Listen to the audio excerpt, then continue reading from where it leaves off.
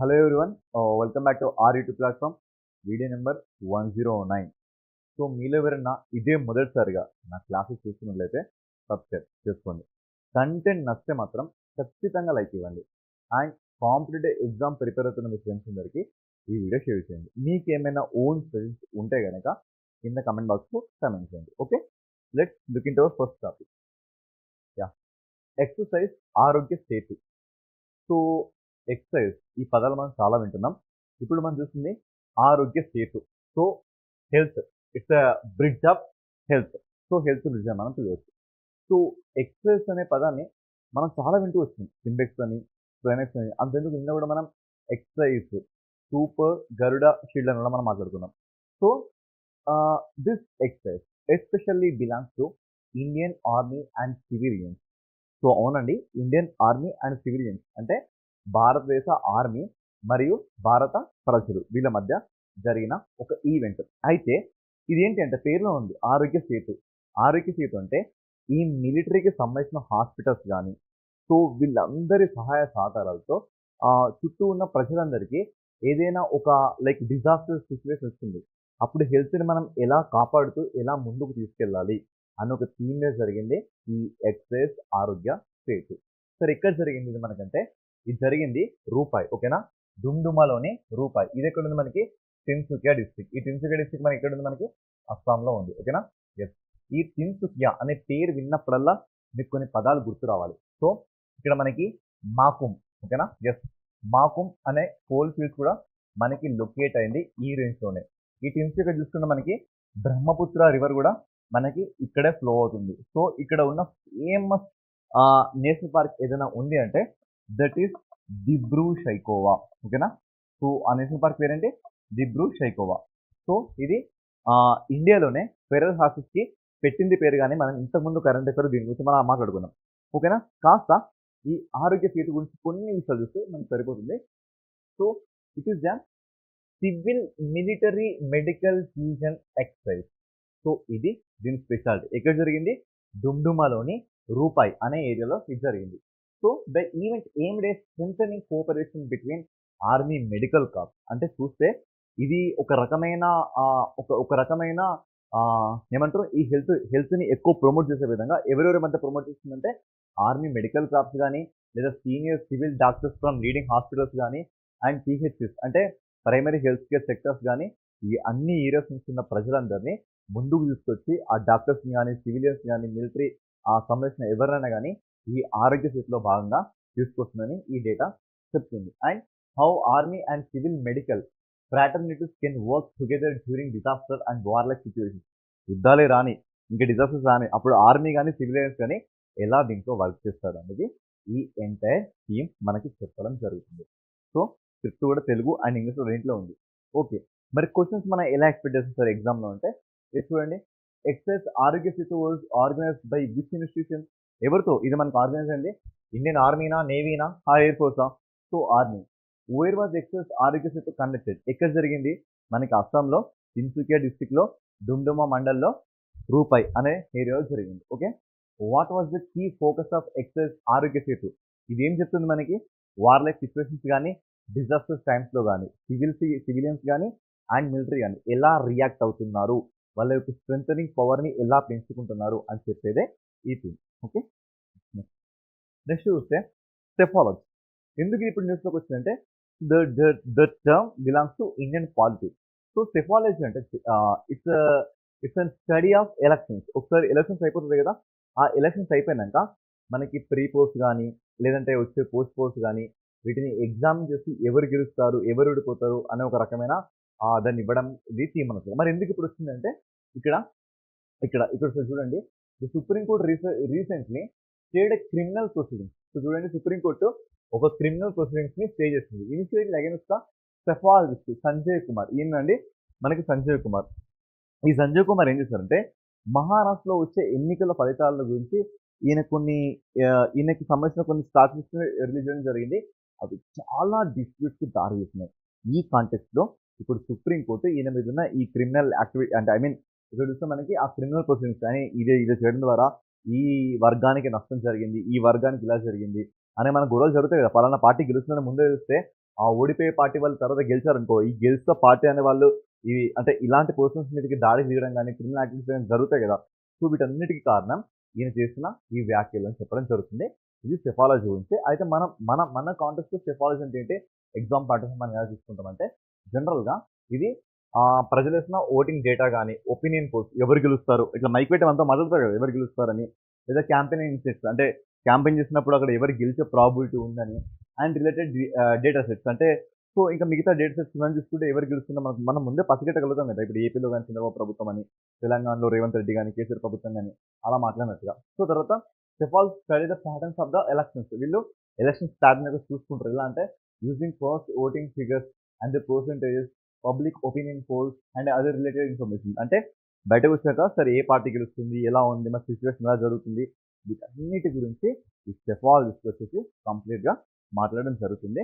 And the public opinion for the future elections using the statistical application. So, ఎవరు గెలుస్తున్నారు మన మన మన మొబైల్స్ కొన్ని మెసేజెస్ వస్తాయి. ఎప్పుడైనా అబ్జర్వ్ చేసారా? మీరు ఏ పార్టీకి ఓటేయడానికి విల్లింగ్‌గా ఉన్నారు? లేదా ఏ పార్టీకి ఓటేసారు? ఇలా కొన్ని వస్తున్నాయి. అంటే ఇవన్నీ వాడుకొని పిలుస్తారు. ఈ ఎంటైర్ సిస్టమ్‌ని మనం ఏమంటున్నామంటే సెఫాలజీ. సెఫాలజీ అంటే ఎన్నికల అధ్యయన శాస్త్రము. ఓకేనా? సో, ఇది. మరి చూడండి సెఫాలజీ ఏ విభాగానికి సంబంధించింది? Political science. Who are the experts in scientific analysis of the elections called వీళ్ళ మనం ఏమంటాం సెఫాలజిస్ట్. ఏమంటాం psephologist. What is the main focus of the psephology? So, predicting the election outcomes అంటే ఎన్నికల ఫలితాల్ని ముందుగానే అంచనా వేయడం. Okay. Yeah. Next. So, next context వచ్చి ఇది మనకి Himachal Pradesh map. So, it is the map of Himachal Pradesh. Sir ఎందుకు సార్ మళ్ళీ హిమాచల్ ప్రదేశ్? గత కొంతకాలం చూడండి మనకి ప్రతిరోజు ఏదో ఒక రివర్ అది బైతర్ని గాని, భాగీరథి గాని, బ్రాహ్మణి గాని, మహానది గాని, కావేరి గాని, సట్లెజ్ గాని, రావి గాని, బియాస్ గాని ఇవన్నీ వింటూనే వస్తున్నాం. ఈరోజు మళ్ళీ ఒక న్యూస్ వచ్చింది. అదేంటి అంటే షిప్కిలా పాస్. సో, పాస్ పేరేంటి? షిప్కిలా. సార్ ఎందుకు మరి షిప్కిలా పాస్‌ని మళ్ళీ యాక్చువల్‌గా అసలు పాస్ అంటే ఏంటి అనే స్ట్రక్చర్‌ని నేను మీకు ఆల్మోస్ట్ 2 వీడియోస్‌లో చూపెట్టా. మళ్ళీ కూడా చూపెట్టడం నాకు ఇష్టం లేదు. ఎందుకంటే వీడియో ఇంకా లెంత్ అవుతుంది కాబట్టి. సో, ఆల్రెడీ నేను మీకు చూపెట్టా. అసలు పాస్ అంటే ఏంటి? అది ఎలా ఉంటుందని. సో, ఇదొచ్చేసి అప్రాక్సిమేట్‌లీ మనకి 5000 ప్లస్ మీటర్స్ హైట్‌లో మనకి ఈ పాస్ కనబడుతుంది. ఓకేనా? నిన్న కూడా ఈ పాస్‌ని చూపెట్టాను నిన్నటి వీడియోలో. సో, యాక్చువల్‌గా నిన్నటి వీడియో ఈరోజు అప్‌లోడ్ అయింది. కొంచెం టెక్నికల్ ఇష్యూస్ వల్ల. సో, దాన్ని కొంచెం కన్సిడర్ చేయండి. ఓకేనా? యాహ్!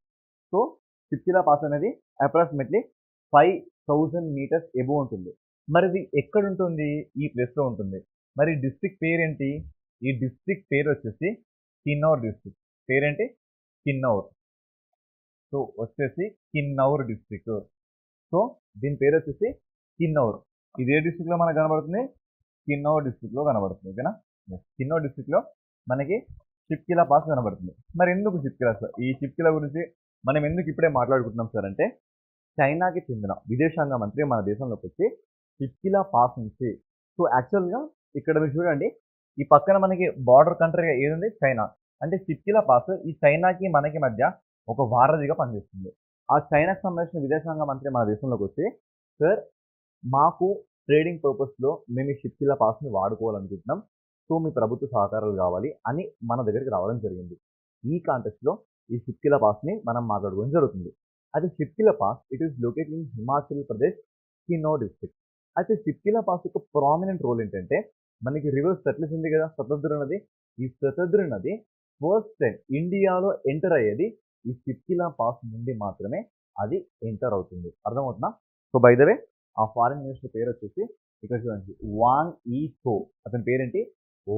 వాంగ్ ఈ తో అనే విదేశాంగ మంత్రి మన దేశంలోకి రావడం జరిగింది. సో, ఇక్కడ చూస్తే మనకి యాహ్! సో, ఇక్కడ చూస్తే ఇదే సట్లెజ్ రివర్‌కి చైనాలో దీనికి ఉన్న పేరేంటంటే లాంగ్ క్వెన్ జాంగ్బో. ఓకేనా?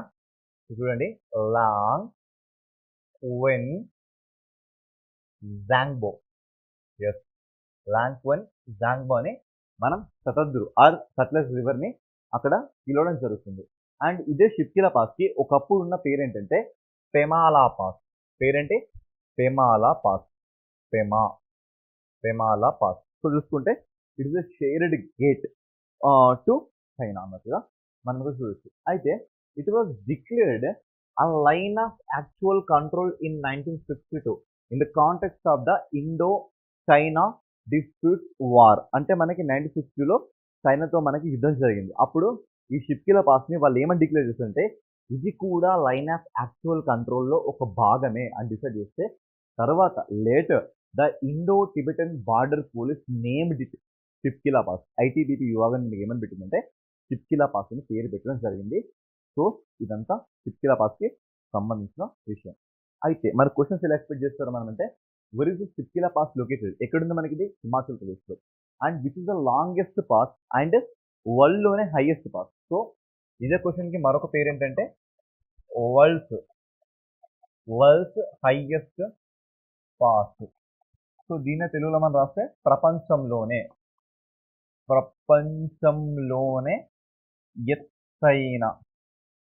ఎత్తైన కనుమ ఏమైనా ఉంది అంటే so that is this Umling La pass. ఓకేనా? So that is Umling La pass. ఓకేనా? ఉమ్లింగ్లా కనుమ ఆర్ ఉమ్లింగ్లా పాస్ అని ఆన్సర్ చేయాలి. ఓకేనా?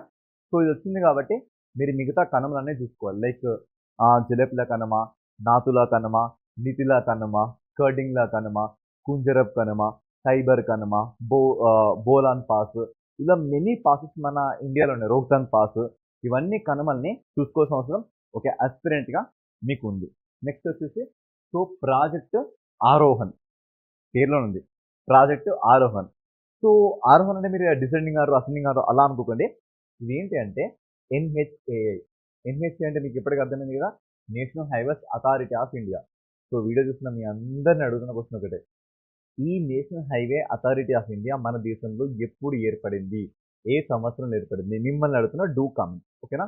అయితే ఈ national highway authority of India ఏం చేస్తుందంటే ఇందులో పనిచేస్తున్న కార్మికులు ఉంటారు కదా, అందులో ఎకనామికల్లీ వీకెస్ట్ సెక్షన్ పీపుల్లో ఎవరైతే చదువుకోవాలని ఉండి చదువుకోని పిల్లలు ఉంటారో 9th క్లాస్ టు డిగ్రీ వరకు ఎవరైతే ఉంటారో వాళ్ళందరికీ చదువును కల్పించే విధంగా 1 కోటి రూపాయల వరకు అలొకేట్ చేస్తుంది. అదే ఈ ప్రాజెక్ట్ ఆరోహణ్. రేపు సింపుల్గా మీకు ఎగ్జామ్లో పడుతుంది.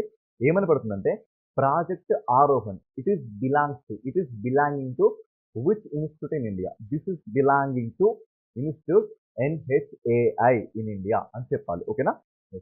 సో ఒకసారి కాస్త దీన్ని రివ్యూ చూస్తే దీనికి ఇలా హెల్ప్ చేస్తున్న ఏమైనా ట్రస్ట్ ఏమైనా ఉన్నాయంటే that is what is infrastructure trust. So దాని పేరేంటి? వర్టిస్. సో వర్టిస్ కింద మనకి తెలుగులో కూడా ఇవ్వడం జరిగింది. సో చూసుకుంటే ఒకటి మనకి వర్టిస్ ఇన్ఫ్రాస్ట్రక్చర్ ట్రస్ట్ కూడా ఉంది. తర్వాత it is implemented by SMEC trust Bharat cares. So ఇక్కడ మీకు ఎస్ఎంఈసి దీని అబ్రివేషన్ ఏంటి అంటే social management and economic capacity trust. So సింపుల్గా దీన్ని మనం భారత్ కేర్స్ అని కూడా అంటున్నాం. ఒకరేమో ఫండ్ ఇస్తున్నారు, ఒకరేమో దీన్ని ఇంప్లిమెంట్ చేస్తున్నారు. ఇది గుర్తుపెట్టుకోండి. సో చూసుకుంటే ఇది ఎకనామికల్లీ వీకర్ సెక్షన్ కోసం 9th క్లాస్ సారీ అండి 11th క్లాస్ నుంచి. ఓకేనా? సో 11th టు డిగ్రీ వరకు. ఓకేనా? చూసుకుంటే ఇది మనకి 11th టు డిగ్రీ వరకు అంటే inter first year, second year, degree first year, degree second year, degree third year వరకు ఇలా అన్నట్లుగా దీన్ని మనం సెగ్రిగేషన్ చేయడం జరిగింది. సో చూసుకుంటే అప్రాక్సిమేట్లీ ఒక్కొక్క పర్సన్కి ఇక్కడ 12,000 రూపాయల చొప్పున ఇవ్వడం జరుగుతుంది. 12,000 రూపాయల చొప్పున ఒక్కొక్క పర్సన్కి ఇవ్వడం జరుగుతుంది. సో ఎంటైర్గా ఇది ఎండ్ ఆఫ్ ది సెషన్ వరకు ఇక్కడ మనం చూస్తే దాదాపుగా మనకి ఒక 50,000 రూపీస్ వరకు ఒక్కొక్క దీంట్లో లబ్ధి పొందడం జరుగుతుంది. అంటే ఒక సంవత్సరం 12,000, మరొక సంవత్సరం 12,000, ఇంకో సంవత్సరం 12,000, ఇంకో సంవత్సరం 12,000, ఇంకొక 2,000 దాకా రావడం జరుగుతుంది. సో మొత్తం ఇంటర్వ్యూ చూస్తే 50,000 వరకు ఒక విద్యార్థి దీని ద్వారా ఏమంటారు బెనిఫిట్ పొందడం జరుగుతుంది. అని చూసుకుంటే మొత్తంగా 1 కోటి రూపాయల వరకు ఇది అలొకేట్ చేయాలనుకుంటుంది. ఎందుకంటే పేదరికం అనేది చదువుకు అడ్డు రావద్దు అనేది వీళ్ళ ఉద్దేశం. ఎకనామికల్గా వీకర్ సెక్షన్ పీపుల్ని తీసుకోవడం జరుగుతుంది. అంటే ఆర్థికంగా ఎవరైతే బలహీనంగా ఉంటారో వాళ్ళందరినీ దీంట్లో తీసుకొని ఇది ఇవ్వడం జరుగుతుంది. ఓకేనా? ఇలా అన్నట్టుగా నెక్స్ట్ చూస్తే మనకి నేషనల్ యూత్ అవార్డ్స్. సో తెలుగులో చూసుకుంటే యువజన పురస్కారాలు. సో చూసుకుంటే ఇక్కడ మనకి the ministry of youth affairs and sports. ఎవరు కన్సర్న్ మినిస్ట్రీ మన దేశంలో ఇక్కడ ministry of youth affairs and sports ఎవరండి?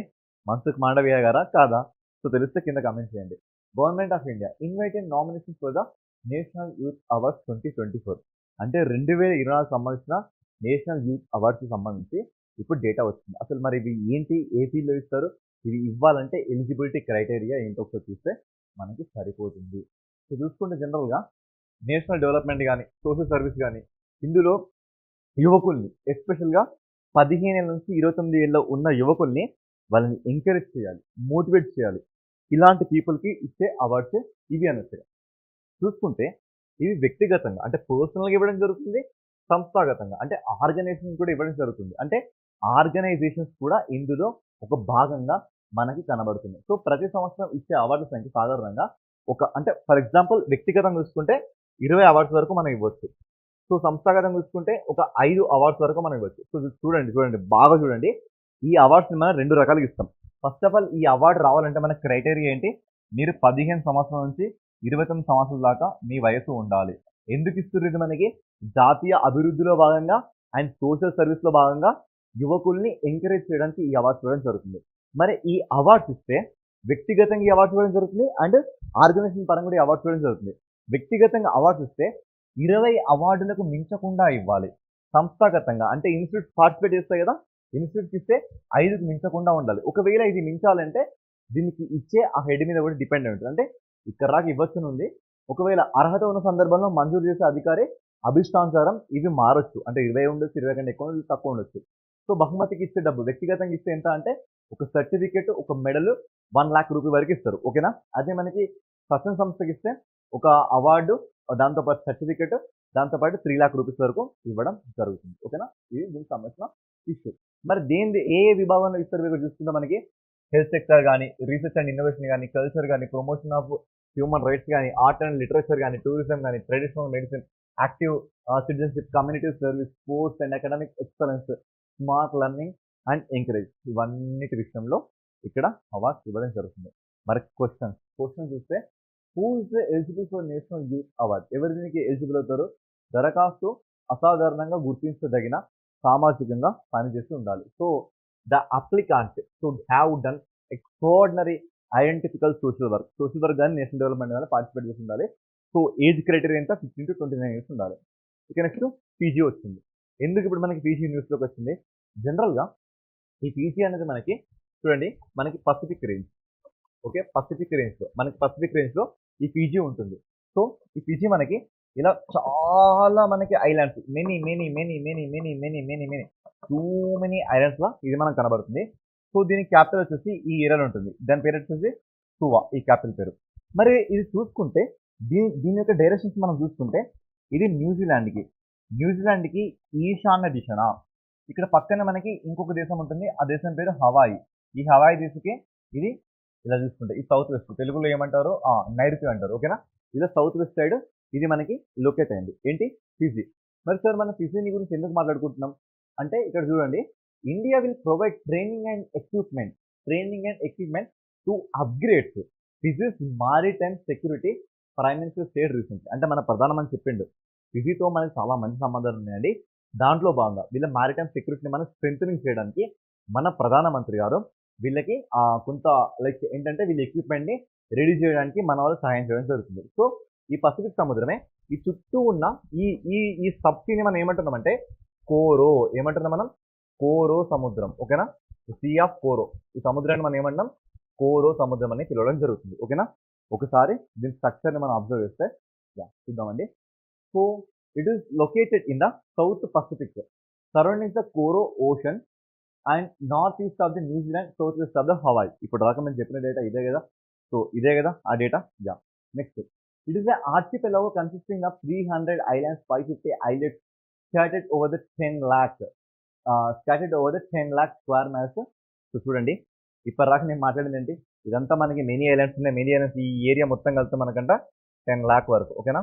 అప్రాక్సిమేట్లీ 10 lakh స్క్వేర్ కిలోమీటర్ వరకు ఇది మనకి సెట్ అవుతుంది. ఇదంతా కూడా మనం చూసుకుంటే ఆర్చిపెలాగో. అబ్బా సార్ మళ్ళీ ఆర్చిపెలాగో అంటే అర్థం ఏంటంటే ఆర్చిపెలాగో అంటే ఏదో కాదు. సో దీవుల సముదాయాన్ని మనం ఆర్చిపెలాగో అని పిలవడం జరుగుతుంది. ఓకేనా? నెక్స్ట్ చూసుకుంటే it does not share it's border to any country. ఒకసారి మీరే చూడండి, ఇక్కడ తన బార్డర్ని ఈ కంట్రీ తన షేర్ చేసుకుంటుందా? లేదు కదా. Yes. Next so the capital Suva is on the south east coast of the largest island Viti Levu. ఒకసారి చూడండి. సువా గురించి మాట్లాడినా. ఈ ఐలాండ్ పేరు ఏంటంటే విటి లేవు. ఐలాండ్ పేరేంటి? విటి లేవు. ఇది మనకి ఏ ప్లేస్లో లొకేట్ అయింది? ఒకసారి చూడండి. ఈ విటి లేవుని మనం చూసుకుంటే ఇది మనకి సౌత్ ఈస్ట్ రేంజ్లోనే లొకేట్ అయింది. అబ్బసారి ఇంత డీటెయిల్గా ఎందుకు చెప్తుందంటే చూడండి, గ్రూప్ 2లో పడ్డాయి. ఇట్లాంటి క్వశ్చన్స్ గ్రూప్ 2లో పడ్డాయి. అందుకే ముందు జాగ్రత్త ఎలా అయినా రాని, మనం మాత్రం పర్ఫెక్ట్గా ఉండాలి. ఇదే నా మోటో. ఇలానే ప్రిపేర్ అవ్వండి, ఓకేనా?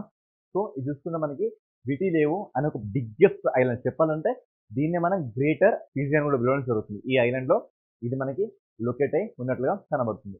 సో చూసుకుంటే ఈ దేశంలో ఉన్న అతిపెద్ద మౌంట్ ఏంటంటే మౌంట్ టోమానివి. మౌంట్ టోమానివి ఇది ఏ దేశంలో ఉందని కూడా మనం రేపు క్వశ్చన్ అడగవచ్చు. సో చూసుకుంటే ఇక్కడ వాడే భాష ఇంగ్లీష్ అండ్ వాడే కరెన్సీ కూడా ఫిజి డాలర్. సో ఇక్కడ స్ట్రక్చర్ ఆల్రెడీ గీసానండి. ఇది వచ్చేసి మనకి విటి లేవు ఐలాండ్. ఒకసారి దీన్ని మీరు స్ట్రాటజిక్లో చూడండి. సో ఇక్కడ ఇక్కడ ఇక్కడ మీకు కనబడుతుంది. ఇదేనండి మనకి ఫిజి. ఇది వచ్చేసి మనకి ఫిజి. ఒకసారి మీరు క్లారిటీగా చూడండి. ఫిజి ఇక్కడ మనకి న్యూజిలాండ్ కనబడుతుందా? న్యూజిలాండ్. అదే మనకి మీదకి వెళ్తే హవాయి కనబడ్డదా? ఇదంతా హవాయి మనకి. ఓకే. సో కొంచెం వీడియోని హెచ్డీలో పెట్టుకోండి, లేకపోతే మీకు ఏమీ కూడా కనబడదు. సో ఇది ఫిజి అండి. ఈ ఫిజిలో మనం చూసుకున్న ఐలాండ్ ఇదే. ఇక్కడ చూడండి ఇక్కడ సువా అనే మనకి లైక్ సువా అనే క్యాపిటల్ కనబడుతుంది కదా మనకి. ఇది విటి లేవు అనే ఐలాండ్. ఇదంతా విటి లేవు ఐలాండ్. ఇది కంప్లీట్గా టెర్రస్ తో మనకి ఫామ్ అయి ఉంది. అంటే ఎటు చూసినా మనకి ఎగుడు దిగుడు కొండలతోని కంప్లీట్గా ఇది ఇలానే ఫామ్ అయి ఉన్నది, ఓకేనా? సో ఇది దీని క్యాపిటల్ వచ్చేసి సువా మనకి, ఓకేనా? So this is the thing about Fiji, okay. Yeah, మరి క్వశ్చన్స్. ఫిజి ప్రపంచంలో ఏ భాగంలో ఉంది? దక్షిణ పసిఫిక్లో ఉంది. ఫిజి రాజధాని పేరేంటి? సువా. ఫిజిలో ఎత్తైన శిఖరం ఏంటి? మౌంట్ టోమానివి. ఫిజియన్లో ఎక్కువ మంది ఏ వంశం చెందిన వాళ్ళు? సో ఈ ఏరియాని మనం పోలినేషియా అంటాం. ఏమంటున్నాం మనం? వీటిని మనం పోలినేషియా అంటాం. సో దీని పేరు మీదుగా వీళ్ళకి వచ్చింది ఏంటంటే పోలినేషియా వర్గం అని పిలవడం జరుగుతుంది, ఓకేనా? సో నెక్స్ట్ వచ్చేసి టాపిక్ వచ్చేసి ఇక్కడ చూడండి, మీకు some kind of mangrove forest. So mangrove forest ఇక్కడ మీకు కనబడుతుంది. సో తెలుగులో అయితే మనం ఏమంటున్నాం దీన్ని? మడ అడవులు. సో ఇక్కడ చూస్తే మీకు కొన్ని ట్రీస్ కనబడుతుంది. ఈ ట్రీస్ని మనం ఏమంటున్నామంటే సుందరి. ఏమంటున్నాం మనం? సుందరి ట్రీస్ అంటున్నాం. మరి సుందరి ట్రీస్ అని వచ్చినాయి కాబట్టి ఇప్పుడు నేను దేని గురించి మాట్లాడుతున్నా? సుందర్బన్స్ గురించి మాట్లాడుతున్నా. దేని గురించి? సుందర్బన్స్ గురించి మాట్లాడుతున్నా. This Sundarbans are lying in West Bengal and Bangladesh. So Sundarban పేరు అనగానే మీ అందరూ గుర్తొచ్చేది ఏంటి? It is the largest mangrove ecosystem in the world. But in India second largest mangrove system ఏంటి? మొన్నే మాట్లాడా, బిత్తరకనిక నేషనల్ పార్క్ అని చెప్తా. సో ఆ బిత్తరకనిక మనం చూసుకుంటే ఈ రేంజ్లో మనకు కనబడుతుంది, ఈ రేంజ్లో, ఓకేనా? సో ఇవన్నీ కూడా మనకి టైగర్స్. ఆ డాట్స్ అని ఏమనుకోకండి. సో మొత్తంగా మన దేశంలో 58 టైగర్స్ ఉన్నాయి. మన దేశంలో ప్రాజెక్ట్ టైగర్ ఎప్పుడు మనకి 1973లో వచ్చింది. 2005లో ఎన్టీసీఏ యాక్ట్ వచ్చింది. NTCA national tiger conservation authority act వచ్చింది. సో దీనికి సంబంధించి ఇది ఇంప్లిమెంట్లోకి మనకి 2006లో వచ్చింది. ఇప్పటి వరకు మనం 5th టైగర్ సెన్సస్ని చూడడం జరుగుతుంది. ఇప్పుడు కాంటెక్స్ట్ ఏంటంటే సుందర్బన్ టైగర్ రిజర్వ్ గురించి ఒకసారి చూద్దాం. Sundarban tiger reserve has become India second largest tiger reserve. అర్థమవుతుందా? సుందర్బన్ టైగర్ రిజర్వ్ అనేది ఇప్పుడు ఇండియాలో 2వ అతిపెద్ద టైగర్ రిజర్వ్ అయింది. మరి ఇంతకుముందు 7వ అతిపెద్ద టైగర్ రిజర్వ్ ఉండే. సార్ ఏరియా అయితే పెరగదు కదా, మరి ఎలా జరిగిందంటే వెస్ట్ బెంగాల్ గవర్నమెంట్ నియర్గా 1000 స్క్వేర్ కిలోమీటర్స్ కూడా సుందర్బన్ టైగర్ రిజర్వ్లోనే ఉంది అని ప్రకటించడం జరిగింది. ఈ దెబ్బతో 7వ ప్లేస్ నుంచి కాస్త ఎక్కడికి వచ్చింది? సెకండ్ ప్లేస్లోకి వచ్చింది, ఓకేనా? సో ఇది థీమ్ అన్నట్టుగా, ఓకేనా? సో సెకండ్ ప్లేస్లోకి వచ్చింది. మరి కాసేపు దీని గురించి చూద్దాం. ఇది యునెస్కో వరల్డ్ హెరిటేజ్ సైట్ కూడా అండి. ఎప్పుడు వచ్చిందంటే యునెస్కో వరల్డ్ హెరిటేజ్ సైట్ నుంచి 2001లో వచ్చింది. ఇది మనకి మొదటి దశ. ప్రాజెక్ట్ టైగర్ అది ఆరంభించిన సంవత్సరంలోనే దీన్ని మనం ఒక టైగర్ రిజర్వ్గా డిక్లేర్ కూడా చేయడం జరిగింది. అండ్ దీన్ని బయోస్పియర్ రిజర్వ్గా మనం 1989లో డిక్లేర్ చేయడం జరిగింది, ఓకేనా? ఇవన్నీ దీనికి సంబంధించిన కొన్ని థీమ్స్ అన్నట్టుగా. మరి ఇక్కడ ఫ్లోరా చూసుకుంటే ఎస్ మనకి సుందరి ట్రీస్ కనబడతాయి, తర్వాత గెవా, తర్వాత గోల్డ్ పాట కనబడుతుంది. మరి ఫానా చూసుకుంటే ఇది రాయల్ బెంగాల్ టైగర్స్కి పెట్టిన పేరు అన్నట్లుగా. And also shelters to the eastern crocodiles, fishing cats, water monitor lizards అంటే బల్లులు కానీ, పిల్లులు కానీ, తర్వాత మొసళ్ళు కానీ, తర్వాత టర్టిల్స్ కానీ, తర్వాత డీర్లు, జింకలు కానీ, తర్వాత లైక్ మెనీ బర్డ్ స్పీసెస్ ఇవన్నీ కూడా మనకి ఈ ప్లేస్లో కనబడుతుందని ఈ థీమ్ చెబుతుంది, ఓకేనా? సో ఇది ఈరోజు డేటా అండి. సో ఇంతకంటే మోర్ క్వాలిటీ కంటెంట్‌తో నెక్స్ట్ సెషన్‌లో మనం మళ్ళీ కలుసుకుందాం. Until then signing off. This is Shravan sir. ఓకేనా?